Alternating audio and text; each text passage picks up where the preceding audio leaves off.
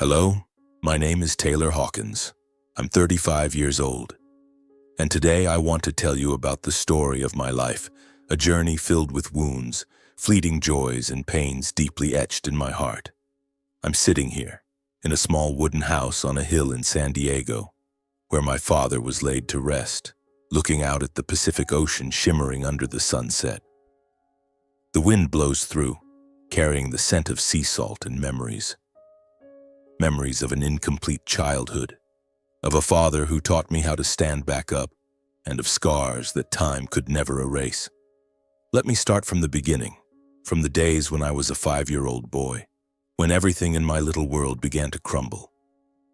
I was born in San Diego, California, in a tiny house near the harbor, where the smell of fish and the sound of ship horns blended together like a familiar melody. My father, Thomas Hawkins, was a tall man with a warm, deep voice, but his eyes always carried an indescribable sadness.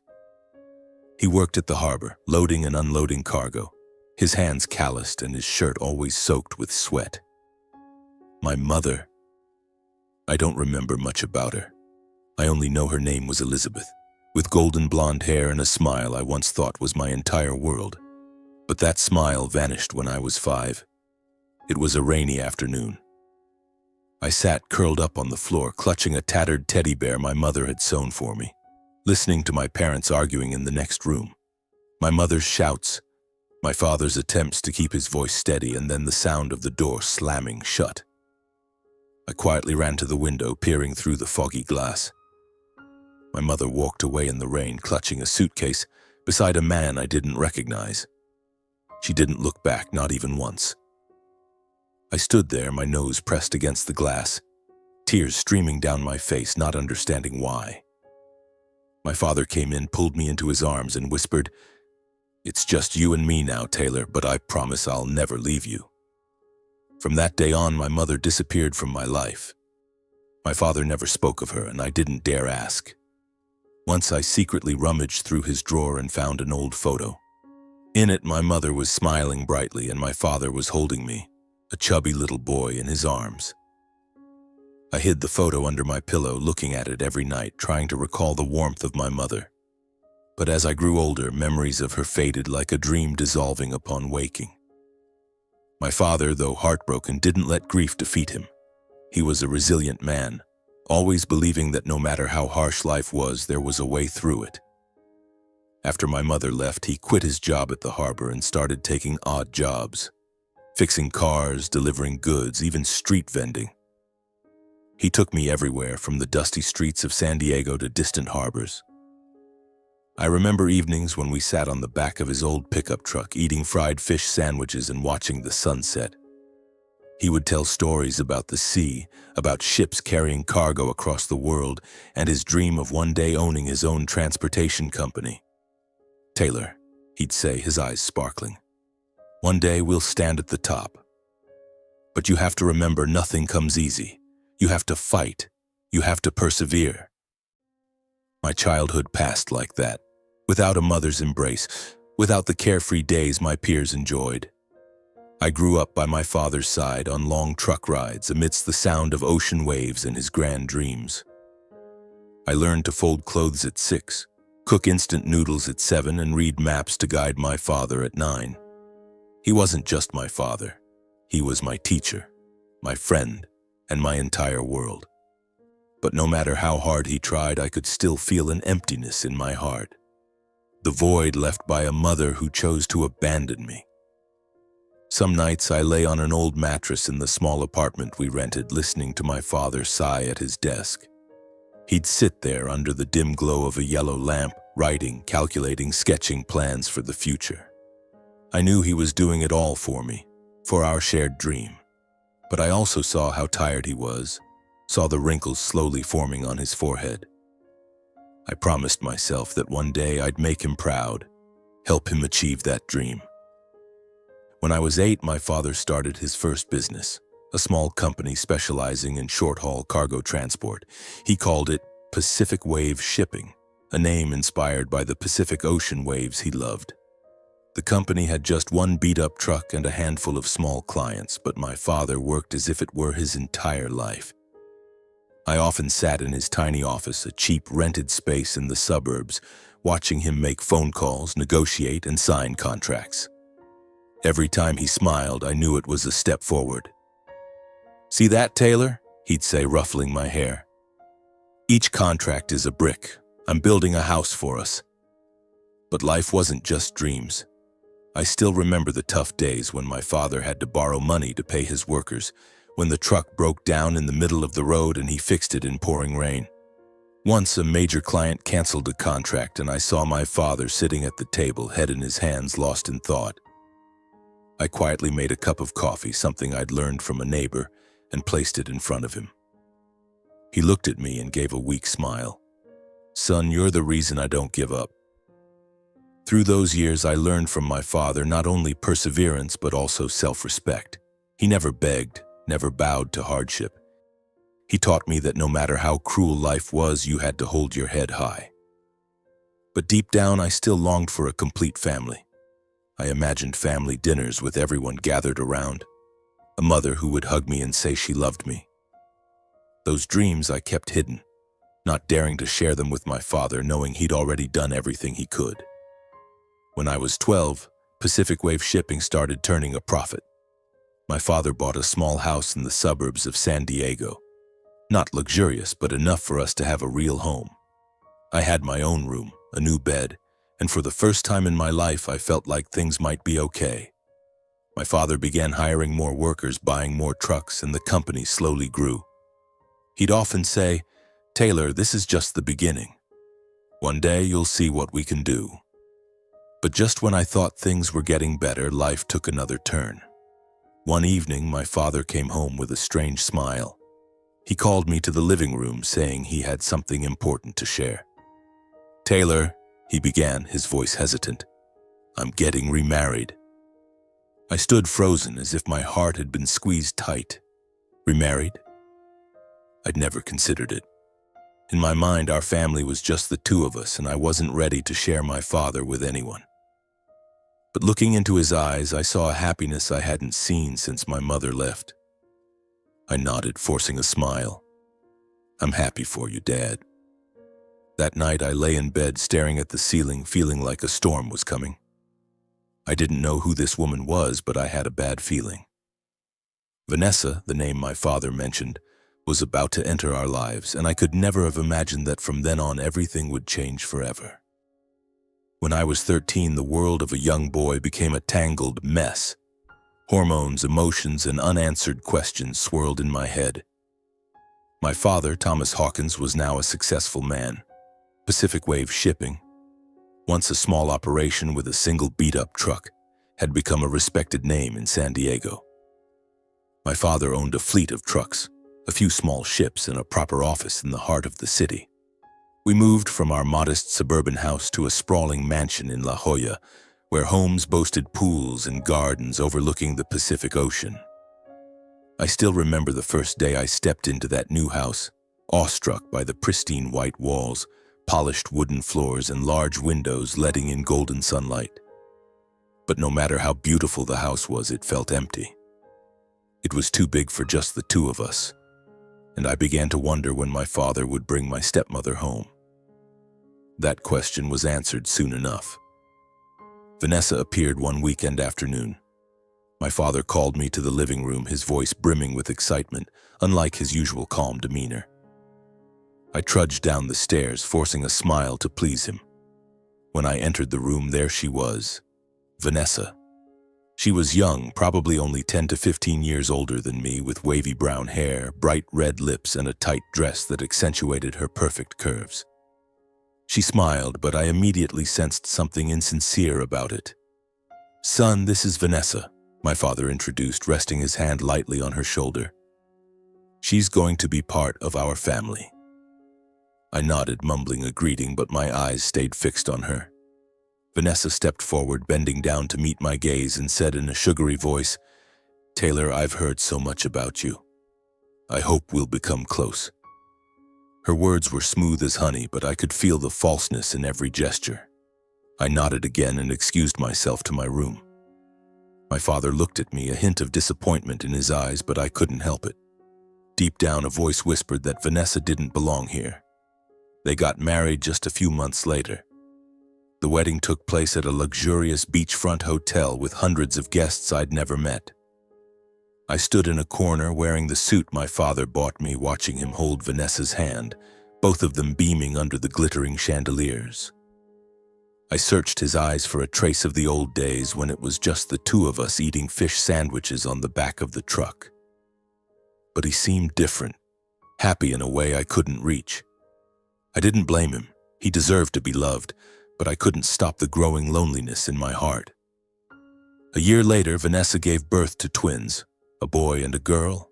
My father named them Amber and Aiden. The day they were born, he called me to the hospital, hugged me tightly, and said, "You're a big brother now, Taylor. I trust you to take care of your siblings." I looked through the nursery window at the two tiny babies in their cribs, and for the first time I felt a spark of warmth. Maybe I thought this was a chance for a real family. But the dream of a happy family quickly faded. Vanessa, with her gentle facade in front of my father, gradually revealed her true nature. She constantly vied for his attention, from spontaneous hugs when he came home from work to elaborate dinners I knew she didn't cook herself. She spoke about his company as if it were hers, offering ideas I found absurd but that my father nodded along to approvingly. I began to realize she didn't just want to be a wife, she wanted to control everything my father had built from nothing. Amber, my stepsister, grew up quickly and inherited her mother's personality. Even as a toddler, she knew how to flatter. Amber clung to my father, calling him dearest daddy in a syrupy voice, always finding ways to make him laugh with her childish stories. But when it was just me and Amber, she showed her arrogance. Once I saw her throw my old robot toy in the trash, saying it was tacky and didn't fit the fancy house. I picked it up, cleaned it, and hid it in my closet. I wasn't angry at Amber. She was only 4. But I began to understand she would grow up like her mother. Aiden, on the other hand, was different. He had clear, bright eyes like my father's and a simplicity that felt almost out of place. Aiden didn't care for the expensive toys Vanessa bought him. He preferred sitting with me as I told stories about the old truck rides with Dad. Once he sneaked into my room carrying a wooden toy ship he'd pieced together himself. "Taylor, does it look like Dad's ships?" he asked, his eyes sparkling. I ruffled his hair and nodded. "It's perfect, Aiden. You'll grow up to be a great man like Dad." He grinned, and in that moment I felt a bond between us. Aiden was the only light in an increasingly cold house. But even that light couldn't dispel the darkness Vanessa brought. She began meddling in my father's business, suggesting ideas I knew would harm Pacific Wave. Once I overheard her telling him to expand into real estate and abandon maritime shipping, the very thing he'd spent his life building. My father just laughed, brushed her hair, and said, "Vanessa, you don't understand this industry, but don't worry, I'll handle everything." I stood behind the door, clenching my fists, vowing to protect my father and everything he'd built. My relationship with Vanessa grew increasingly tense. She started nitpicking me, from how I dressed to how I spoke to my father. "Taylor, you should learn to be more refined," she'd say. Her voice sweet, but her eyes icy. I'd nod without responding, but inside a quiet anger simmered. I knew she didn't like me, not because I'd done anything wrong, but because I was my father's son, the natural heir to Pacific Wave and everything she coveted. My father, despite his busy schedule, still made time for me. On rare evenings, when Vanessa and the twins were asleep, he'd call me out to the backyard, where he'd set up a bench overlooking the ocean. We'd sit there drinking coffee, a habit I'd picked up from him, and talk about the future. "Taylor," he'd say, gazing into the distance, "one day you'll take over Pacific Wave. I know you'll do better than I ever did." I looked at him, my heart swelling with pride but weighed down by worry. I wanted to tell him about Vanessa, about my unease, but I didn't want to shatter his happiness. I just nodded, promising myself I'd never let anyone hurt him. Those years I lived in a house full of comforts but lacking the warmth of family. Vanessa and Amber were thorns in my side, while Aiden was the only reason I hadn't given up hope for a real family. But deep down, I knew the storm I'd sensed the night my father told me about Vanessa was drawing near. I just didn't expect it to sweep everything away, leaving wounds that time could never heal. When I was 18, I decided to leave the house in La Jolla, leave San Diego, leave the gilded cage that Vanessa had turned into a silent battlefield. I couldn't bear her cold, piercing glances, her calculated sweet words, or the way Amber mimicked her mother, looking at me as if I were an outsider in my own father's home. Only Aiden, the 5-year-old with a pure smile, made me hesitate each time I thought of leaving without looking back. But I knew that if I stayed, I'd be swept into a vortex of deceit and greed. I needed to leave to find myself, to prove I could stand on my own without relying on my father's towering shadow. I applied to Stanford University, hundreds of miles from San Diego. The day I received my acceptance letter, I ran to the backyard, where my father and I used to sit drinking coffee and watching the ocean. He was there on the familiar bench, his eyes tinged with sadness but lighting up when he saw me. "Son, I knew you'd do it," he said, placing a hand on my shoulder. "But promise me, no matter where you go, you'll come back. Pacific Wave is yours, Taylor." I nodded, choking back emotion, not daring to tell him I feared returning only to face Vanessa and her schemes. On the day I left, Aiden ran after me to the gate. He hugged me tightly, his eyes red and teary. "Taylor, will you come back to visit me?" he asked, his voice trembling. I knelt down, ruffled his hair, and pressed into his hand a small wooden ship model I'd made, a miniature replica of Pacific Wave's vessels. "I promise, Aiden. Keep this to remember I'm always with you." He nodded, clutching the gift tightly, and I got into the car, forcing myself not to look back so the tears wouldn't fall. Stanford was a different world. The vast lecture halls, passionate professors, and talented students from across the globe made me feel small but also brimming with ambition. I chose to study business administration not just to carry on my father's legacy, but to understand how to run a company, how to protect an empire like Pacific Wave from greed, both internal and external. I threw myself into studying, working part-time jobs and joining entrepreneurship clubs.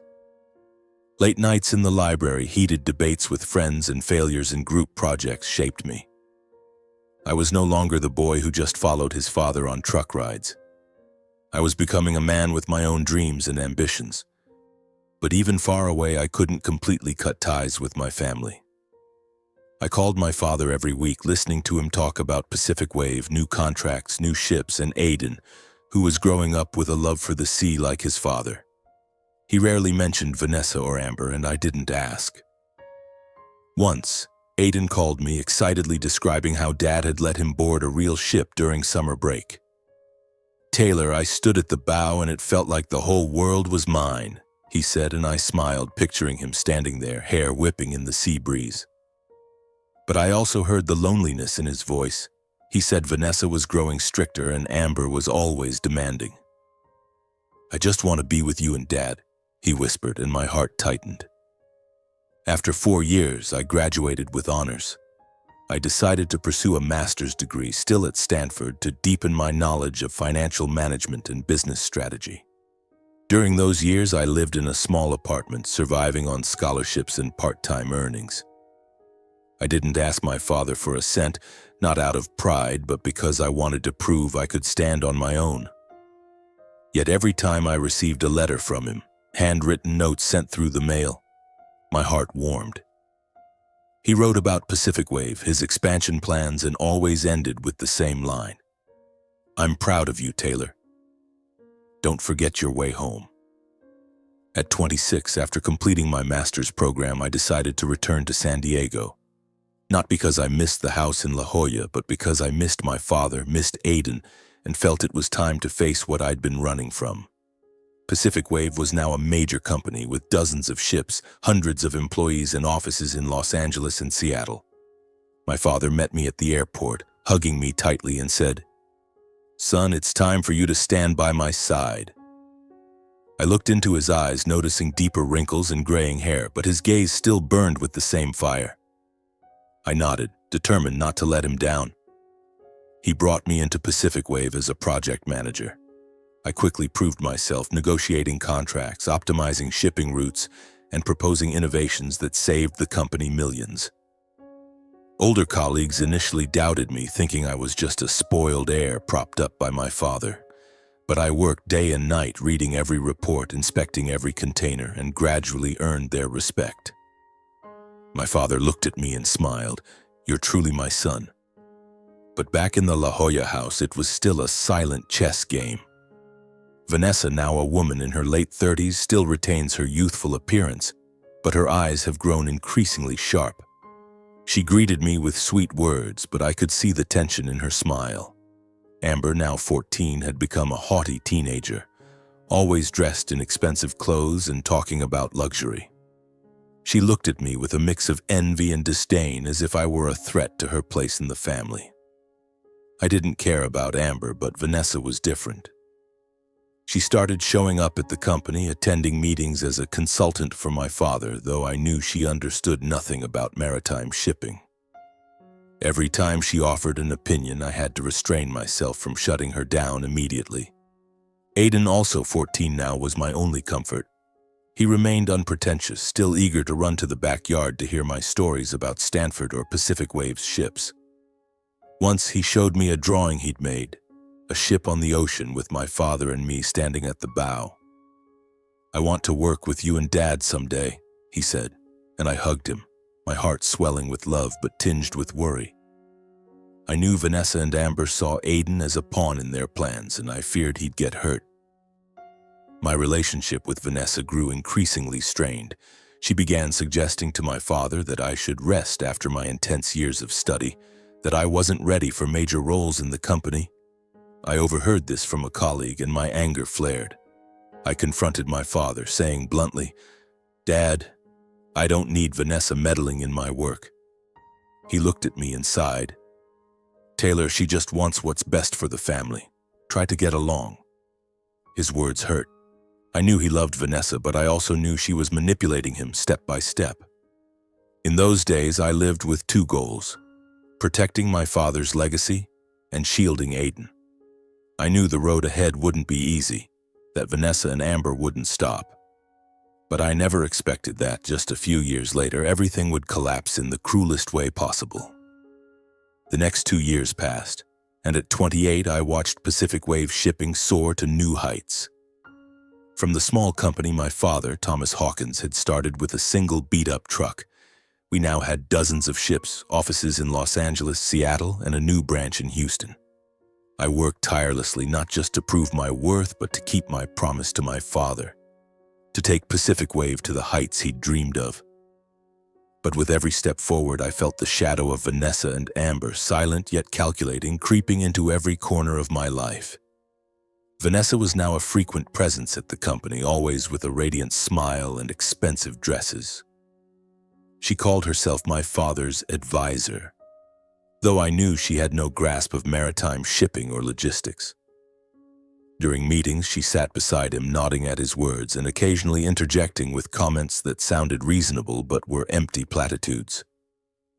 "Thomas, you should consider expanding into the Asian market," she'd say sweetly, her eyes flicking toward me as if gauging my reaction. I stayed silent, taking notes, but inside a quiet anger simmered. My father, as usual, would smile and nod. "Thank you, Vanessa. I'll think about it." I knew he wasn't really listening to her, but her presence in the company grated on me. It was a constant reminder that she didn't just want to play the role of a dutiful wife, she wanted a share of Pacific Wave's power. Amber, now 16, was showing her true colors. She'd become a haughty teenager, flaunting the luxurious gifts Vanessa showered her with, designer handbags, expensive shoes, and vacations to Hawaii or the Maldives. Amber would visit the company not to learn but to show off. Once she sauntered into my office in a glittering dress and said smugly, "Taylor, I think I'll work here after I graduate. It's a family business after all, right?" I looked at her, keeping my composure, and replied, "Amber, If you want to work here, you'll need to learn and prove yourself like everyone else." She smirked and walked away, but her eyes said it all. She didn't see me as a brother, but as a rival. Aiden, on the other hand, remained the light in my life. At 16, he was tall, with a simple smile and clear eyes like our father's. He cared little for the extravagance Vanessa and Amber reveled in. He preferred spending time at the docks, listening to sailors' stories of sea voyages, or sitting with me in the office, asking about how to run a ship. "Taylor, I want to captain a ship someday like Dad," he said, his eyes gleaming. I smiled, ruffling his hair. "You'll get there, Aiden. But study hard first." I knew Aiden had our father's qualities: perseverance, passion, and a genuine heart. I vowed to protect him, to keep Vanessa and Amber from hurting him. But I began to notice Vanessa's covert schemes. I paid closer attention to her actions. She was frequently meeting with lawyers my father didn't know. She also kept mentioning that he should reorganize his assets to secure a future for Amber and Aiden. I knew she was afraid that I, his eldest son, would be favored. And she wasn't wrong. One evening, as just the two of us sat in the backyard under the silver moonlight reflecting on the ocean, my father took my hand, his voice low and serious. "Taylor, I've thought about this a lot. Pacific Wave, everything I've built will be yours. I trust you to divide it fairly, not just for Aiden, but for Amber and Vanessa too. I believe in your heart and your mind. You'll make better decisions than I ever could." I looked at him, overwhelmed, unsure of what to say. His promise was a heavy burden, but also the greatest pride of my life. I nodded, vowing not to let him down. Those years I lived in a silent war. Vanessa and Amber were on one side with their fake smiles and hidden agendas. I was on the other, determined to protect Pacific Wave and Aiden. My father, caught in the middle, loved us all in his own way, but I knew he couldn't see the darkness growing within his own home. I only hoped I could keep everything intact before the storm I'd always sensed finally struck. At 34, Pacific Wave Shipping had become an icon in the maritime industry. I ran the company with all my heart, not just because it was my father's legacy, but because it was a testament to the years of sweat and tears he'd poured into it. My father, now in his 60s, still came to the office every day despite my urging him to rest. He'd sit at his desk, gazing out the window toward the sea, recounting stories of the early days when he started the business. "Taylor," he'd say, his eyes sparkling as they once did, "you've done more than I ever dreamed." His words fueled my drive, but they also weighed on me, knowing Vanessa and Amber were waiting for me to slip. One October morning, as I was in the office reviewing a new contract with a Japanese partner, my phone rang. My father's secretary's trembling voice came through. "Taylor, you need to get to the hospital now. Mr. Tomet, he's had a heart attack." I dropped my pen, my heart stopping. I raced out, driving like a madman through San Diego's crowded streets, my mind blank except for images of my father, the indomitable man who taught me everything. When I reached the hospital, Vanessa and Amber were already there in the hallway, their eyes red. Aiden, now studying at Berkeley, hadn't yet arrived. I rushed toward the ER, but a doctor stopped me. "Mr. Hawkins," he said, his voice heavy with sorrow, "we did everything we could. Your father, he's gone." I stood frozen, feeling the world collapse around me. My father, the man who held me when my mother left, who taught me to stand up after every fall, was gone. I stepped into the room, seeing him lying there, his face peaceful but cold. I took his hand, tears streaming uncontrollably. "Dad," I whispered, "I'm sorry I couldn't do more." Vanessa came in, hugging me, but I felt the falseness in her embrace. Amber stood behind, sobbing, but her eyes flicked toward me as if calculating something. I didn't care. In that moment, I only wanted Aiden there to share this pain. My father's funeral was held solemnly at a grand church in downtown San Diego. Hundreds attended, Pacific Wave employees, business partners, and old friends from his days at the docks. Vanessa and Amber stood at the front, dressed in elegant black dresses, accepting condolences with perfectly mournful expressions. I stood beside them, trying to stay composed, but a storm raged inside me. Aiden flew in from Berkeley, hugging me tightly the moment he stepped off the plane. "Taylor," he said, voice breaking. "I can't believe Dad's gone." I held him, feeling the shared weight of our loss. We stood there, two brothers like pillars propping each other up against a crashing wave. My father was laid to rest on a small family-owned hill, a place he'd often visited for solace. The hill overlooked the Pacific Ocean with tall pines and the salty sea breeze. I remembered the times he brought me here, pointing to the sea and saying, "Taylor, the ocean teaches us that every wave passes, but you have to be strong to face them." Now he rested there beneath a stone engraved with Thomas Hawkins, Man of the Sea. I stood before his grave, placing a bouquet of white flowers, and promised him I'd protect everything he left behind. A week after the funeral, my father's lawyer, David Carter, called the family to his office to read the will. We sat in a small room, the air heavy as lead. Vanessa, in a discreet black dress, sat upright, hands clasped tightly. Amber, beside her mother, had red eyes but a glint of anticipation. Aiden sat next to me, clutching the wooden ship model I'd given him years ago. Mr. Carter opened the file, his voice steady.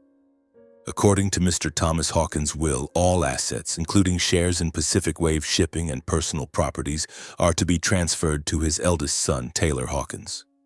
Mr. Thomas also left a small trust fund for Amber and Aiden.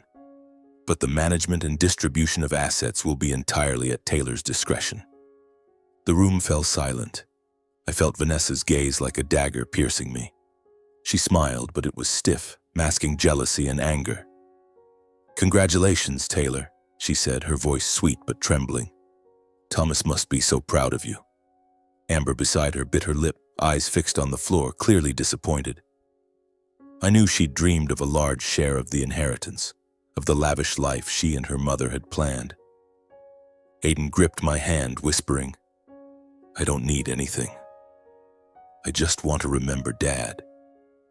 His words pierced my heart. Aiden, like me and our father, cared little for money or power. He only wanted to hold on to the memories of the man who taught us to love the sea. After the will reading, I felt drained. I couldn't stay in the La Jolla house where Vanessa and Amber continued their charade. I decided to move to the small wooden house on the hill where my father was buried. The house was simple, with just a few rooms and a balcony overlooking the sea, but it gave me the peace I needed. I visited my father's grave daily, cleaning the headstone, placing fresh flowers, and telling him about Pacific Wave, Aiden, and my efforts to keep my promise to him. I ran the company remotely using my laptop and phone, only going to the office for board meetings. Pacific Wave's employees supported me, but I knew Vanessa and Amber were waiting for a misstep, a chance to turn the tables. The days following my father's death, I lived like a shadow, torn between my responsibilities at Pacific Wave and the grief of losing him. The hill became my sanctuary, where I could hear the ocean waves and feel my father's presence. But the one who kept me from crumbling was Aiden. He was in his final year at Berkeley, yet despite his busy schedule, he made time to fly to San Diego every month, bringing a bouquet of flowers to place on our father's grave and stories to share with me. One afternoon, Aiden arrived at the wooden house carrying a bag of hamburgers from the old diner our father used to take us to. We sat on the balcony, eating and gazing at the sea. "Taylor," Aiden said, his voice low, "I miss Dad. I miss the times he talked about the ships, about how he built Pacific Wave from nothing." I nodded, a lump in my throat. "I miss him too, Aiden. But he'd want us to keep going, to be strong." Aiden looked at me, his eyes bright but tinged with sadness. "Taylor, I don't want to compete with you. I just want us to be brothers like Dad would have wanted." His words moved me deeply. I told him about the days when Dad and I roamed San Diego in that old pickup truck, about how Dad taught me never to give up. Aiden listened, sometimes smiling, sometimes wiping away tears. We talked about his dreams. He wanted to become a marine engineer, to design ships as powerful as Pacific Waves. "Taylor," he said, "I'm not sure I can be like Dad, but I want to try." I took his hand and promised, Aiden, when you graduate, I'll support you fully. Whether you want to start your own venture, work at Pacific Wave, or go anywhere else, I'll always back you. I also shared my own intentions. When you turn 30, I said, looking out at the sea, I'll split Dad's estate with you. I believe you deserve it, Aiden. You have Dad's heart. Aiden shook his head, his voice firm. I don't need the estate. But I knew, deep in my heart, it was the right thing to do. Aiden wasn't just my brother. He was the only one who truly understood the value of what our father left behind. We sat there under the sunset, sharing our grief and memories of Dad.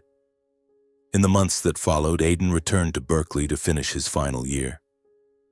We stayed in touch by phone, and each time he called, I felt the strength he gave me. Aiden was my reason to keep going, to not let grief consume me. I ran Pacific Wave from the wooden house, preserving my father's legacy, but in my heart, I knew the challenges weren't over. Vanessa and Amber, though quiet after the will reading, remained a lurking threat, and I never expected that just a few months later another tragedy would strike, tearing apart what was left of our family. The months after my father's death passed in a quiet rhythm. Each morning I walked to his grave on the hill, placed a white flower on the stone, and whispered to him about Pacific Wave, Aiden, and my efforts to keep my promise. The small wooden house on the hill became my refuge, where I could hear the ocean waves and feel the peace my father once found here. Then came my 35th birthday. I never made a habit of celebrating birthdays, especially after my father's passing. To me, it was just another day, a chance to sit on the balcony of the wooden house, sip coffee, and watch the sea. But that morning, as I returned from his grave, I found a small package at my doorstep. It was carefully wrapped in shimmering silver paper with no sender's name, only a small card that read, "Happy birthday, Taylor." I frowned, picking up the box, noting its considerable weight. A sense of unease stirred, but I told myself it might just be a gift from a Pacific Wave partner or employee. I opened the box, revealing a Rolex watch, a white gold submariner gleaming in the sunlight. It was beautiful, expensive, and entirely unlike something I'd buy for myself. I held it, admiring it, but my heart felt heavy. I already had a far more precious keepsake, my father's old Seiko, a simple watch he wore through his entrepreneurial years. This Rolex, though luxurious, meant nothing to me. My thoughts turned to Aiden. He was in his final year at Berkeley, working hard to graduate with honors. A gift like this could be a boost for him, a way to show I believed in his future. I rewrapped the Rolex and wrote a short note. Aiden, this gift is to cheer you on. I'm proud of you. Taylor. I sent it via express delivery to his dorm at Berkeley, along with a box of cookies from our favorite diner. Then I returned to work, thinking little more of the gift. I just wanted Aiden to know that, despite the hundreds of miles between us, I was always there for him. The next day, as I sat at my desk in the wooden house reviewing financial reports, the doorbell rang. I opened the door, surprised to see Vanessa and Amber standing there. Vanessa wore an elegant dress, but her face was tense, lacking the usual fake smile. Amber stood behind, her eyes scanning the wooden house with disdain. Taylor, Vanessa said, her voice straining to sound friendly. We wanted to visit you. It's been a while, hasn't it? I nodded, inviting them in, though suspicion gnawed at me. They hadn't come here since I moved out of the La Jolla house. We sat in the small living room, and Vanessa began asking about work, about Pacific Wave, in a probing tone I recognized. How are you doing, Taylor? Managing the company from here can't be easy, she said, her eyes sweeping the room as if searching for something. Amber beside her fiddled with her phone but occasionally glanced at her mother. The conversation stayed superficial until Vanessa suddenly asked, By the way, did you get anything special for your birthday? Her voice was light, but there was an urgency, as if the question was the real reason for their visit. I frowned but didn't think much of it. Yes, a Rolex watch, I replied, watching their reactions. It's nice, but not my style. I sent it to Aiden to encourage his studies. In an instant, Vanessa's face turned deathly pale as if the blood had drained from her body. She let out a shrill, panicked scream that startled me. "What? You sent it to Aiden? Are you insane, Taylor?" She leapt to her feet, hands trembling, eyes wide with horror. "Why would you do that? Why didn't you keep it?" Her voice cracked, a mix of fury and desperation, as if I'd committed an unforgivable sin. I couldn't understand why Vanessa was reacting so violently. Amber, sitting beside her, looked up, her face ashen. "Mom, you said—" she stammered, but Vanessa spun around, shouting, "Be quiet, Amber. Don't say anything." She rushed to the corner of the room, rummaging through her purse, pulling out her phone and dialing frantically. Aiden, pick up!" she screamed into the phone, but there was no answer. She called again, 1, 2, 3 times, her voice growing shakier. "Why isn't he answering? Taylor, you've done something terrible." She turned to me, pointing, her eyes bloodshot. "This is your fault. If anything happens to Aiden, I'll never forgive you." My heart pounded, a dreadful premonition rising. "Vanessa, what are you talking about? What's wrong with the watch?" I asked, struggling to stay calm. But before she could answer, the TV in the living room, which had been playing the news, switched to an urgent broadcast. The anchor, voice trembling, announced, "An explosion has just occurred at the University of Berkeley in the student dormitory area. 3 students have been confirmed dead. Police are investigating the cause." I froze, my blood turning to ice. Vanessa let out another scream, her phone crashing to the floor, shattering. Amber clutched her face, sobbing, her body shaking as if she might collapse. I ran to the TV, turning up the volume, hoping I'd misheard. But Aiden's name appeared on the screen, alongside a photo of him smiling brightly on his first day at Berkeley. "Aiden," I whispered, feeling the ground give way beneath me. I turned to Vanessa, seeing her slumped in a chair, face white, muttering, "It can't be. It can't be." Amber clung to her mother, crying, but her eyes avoided mine. I clenched my fists, fighting to contain the rage and pain tearing through my chest. "Vanessa," I said through gritted teeth, "what do you know about this?" She shook her head, but the panic in her eyes told me everything. There was a secret, a horrific truth hidden behind that birthday gift. "If you're behind this, I'll make you and your daughter pay," I said firmly, grabbing my car keys. I rushed out, jumped into my car, and sped toward Berkeley, knowing it was already too late. On the way, I called the police, Aiden's friends, anyone who might offer a shred of hope. But when I reached the scene, I found only devastation. The dorm partially destroyed, smoke still rising, and police cordoning off the area. An officer confirmed that Aiden was one of the 3 victims. The gift I'd sent, the Rolex, had exploded when he opened it. I collapsed, tears streaming down, feeling as if the world had crumbled. Aiden, the boy with the pure smile, the only brother I loved, was gone, and I could do nothing to save him. The police informed me that the victims had been taken to Alta Bates Hospital, about 3 miles away. I pulled myself together and drove to the hospital, my mind racing. I called Aiden's best friend, a student named Jake, hoping he knew something, anything, to give me something to cling to. But Jake only sobbed over the phone, his voice breaking. "Taylor, we were in the dorm when we heard a loud explosion. Aiden, he had just received a package." I hung up, unable to hear more, but the image of Aiden opening the gift, his radiant smile upon seeing the Rolex, haunted me, tearing my heart apart piece by piece. When I reached the hospital, I rushed into the emergency room, pushing through a crowd of police and medical staff. An officer stopped me, asking who I was. After learning I was the victim's brother, they allowed me inside. A doctor approached, his eyes filled with compassion. "Mr. Hawkins, I'm so sorry. There was nothing more we could do." He led me to a cold room where Aiden's body lay under a white sheet. I pulled back the sheet and my heart seemed to stop. His face, once bright with excitement when talking about ships, was now charred and disfigured, almost unrecognizable. Only the leather bracelet I'd given him for his 18th birthday, still on his wrist, confirmed it was Aiden, my only brother. I held him, tears falling onto the sheet, and whispered, Aiden, I'm sorry. I got you killed. It should have been me lying there. I don't know how long I stayed in that room, only that when I left it felt like a part of me had died with Aiden. The police were waiting in the hallway, and a middle-aged man introduced himself as Detective Miller from the Berkeley Police Department. Mr. Hawkins, we need your cooperation. The explosion wasn't an accident. There are signs of a sophisticated explosive device. His words hit like another stab, but they also ignited the anger within me. The Rolex, Vanessa, her panicked reaction. The pieces started to connect in my mind, and I knew this was no random incident. The FBI and ATF quickly got involved.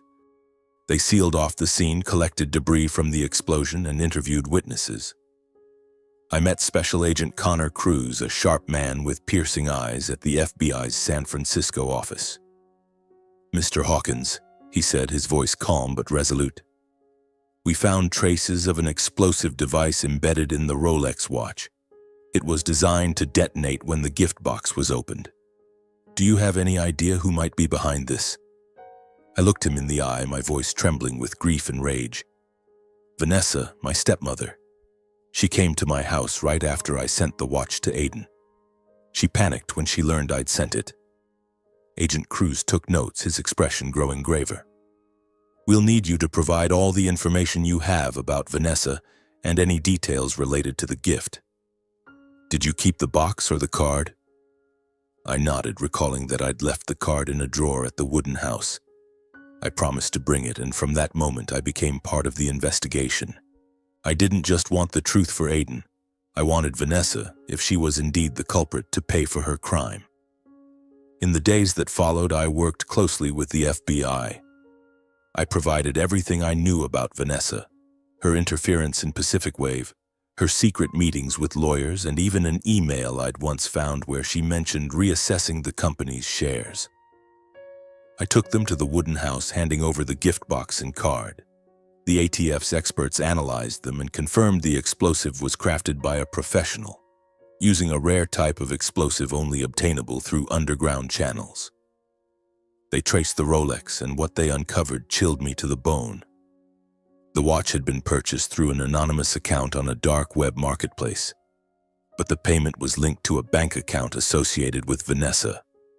The FBI dug deeper, discovering she'd been in contact with a broker in Los Angeles with a history of supplying explosives to criminal organizations. Agent Cruz called me to the office, showing me decrypted text messages. In them, Vanessa requested a special gift to resolve the inheritance issue. Her motive became clear. She wanted to eliminate me from Pacific Wave, ensuring our father's estate would go to Amber and Aiden. But because I'd sent the watch to Aiden, her plan backfired, taking the life of her own son. I sat in the FBI office, listening to Agent Cruz, feeling as if I'd been stabbed 100 times. Vanessa had intended to kill me, but instead she'd inadvertently killed her own son. This tragedy wasn't just my loss. It was the cruelest punishment for her greed. I clenched my fists, holding back tears, and asked, "Will she be arrested?" Agent Cruz nodded. "We're gathering enough evidence to arrest her, but Mr. Hawkins, you need to prepare yourself. This case will cause a stir." Vanessa was arrested 3 days later at the La Jolla house. I wasn't there, but Agent Cruz told me she screamed, cried, and tried to deny everything as she was handcuffed. "I didn't mean to harm Aiden, I just wanted to protect my children," she shouted, but no one believed her. Amber, witnessing her mother being taken away, collapsed on the floor, sobbing. The news of the arrest spread quickly, and Pacific Wave became the focus of headlines. Berkeley explosion. Stepmother accused of plotting to kill stepson for inheritance, screamed the news, making me feel sick. Not because the truth was exposed, but because it reminded me that Aiden was gone due to his own mother's greed. Vanessa unraveled completely after her arrest. She was taken to a psychiatric hospital where doctors diagnosed her with a severe nervous breakdown. She sat in her room muttering Aiden's name, crying and blaming herself. I didn't visit her, not because I didn't want to face her, but because I couldn't forgive her. She had taken Aiden, the only person I considered true family after my father. I only hoped she'd live with that pain for the rest of her life. Amber, meanwhile, sank into deep depression. She was no longer the haughty girl flaunting her life on social media. The pressure from public scrutiny, headlines branding her the daughter of a murderer, and the pain of losing Aiden shut her off from the world. The FBI investigation cleared Amber of any knowledge of her mother's plan, but she still faced police questioning and ostracism from friends. I didn't see her, but once she sent me a message. "Taylor, I'm sorry. I didn't know my mom could be so cruel." I didn't reply, not out of anger, but because I had no strength left to face any more pretense. In the days following Aiden's death, I lived like a ghost, lingering in the wooden house on the hill. Each morning I walked to my father's grave, and now beside it was Aiden's. In less than 8 months, I had lost the two people dearest to me. My father, who taught me resilience, and Aiden, my little brother with the pure smile, the only one I considered true family. I stood there under the pine trees, the sea breeze carrying the bitter salt of my tears. I placed a bouquet of white flowers on Aiden's grave next to the wooden ship model he'd cherished like a treasure. "Aiden," I whispered, my voice choked, "I'm sorry. I should have protected you." Aiden's funeral was simple but dignified, unlike the grandeur of my father's. I didn't want curious stares or whispers from strangers. Only a few of Aiden's close friends from Berkeley, some loyal Pacific Wave employees, and I attended. I stood by his coffin, looking at his face, partially reconstructed by the mortuary staff, but unable to hide the wounds from the explosion. I held his hand one last time, feeling the coldness of death, and vowed that this tragedy would never happen again. Neither Vanessa nor Amber nor anyone from the La Jolla house was there. I didn't invite them, and they didn't dare come. Perhaps deep down they knew their presence would only deepen the pain. I chose to bury Aiden next to our father on the hill overlooking the Pacific Ocean. It was my father's favorite place, where he once said the sea taught us how to face its waves. I erected a small stone for Aiden engraved with "Aiden Hawkins, lover of the sea." As the last mourners left, I sat there between the two graves, gazing at the ocean. The sunset painted the horizon red, and I imagined seeing the silhouettes of my father and Aiden standing on a ship, waving to me. I cried, not out of weakness, but because I knew I'd never hear their voices again, never share dreams of the sea with them. The truth about Vanessa, the Rolex, and Aiden's death laid bare a bitter lesson. Greed can destroy everything.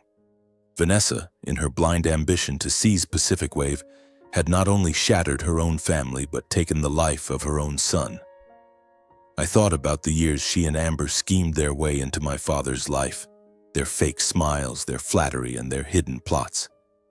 I realized that without her greed, Aiden might still be here, calling me every week, talking about the ships he dreamed of designing. But Vanessa's greed had turned everything to ashes, and the price she paid was an irreparable loss.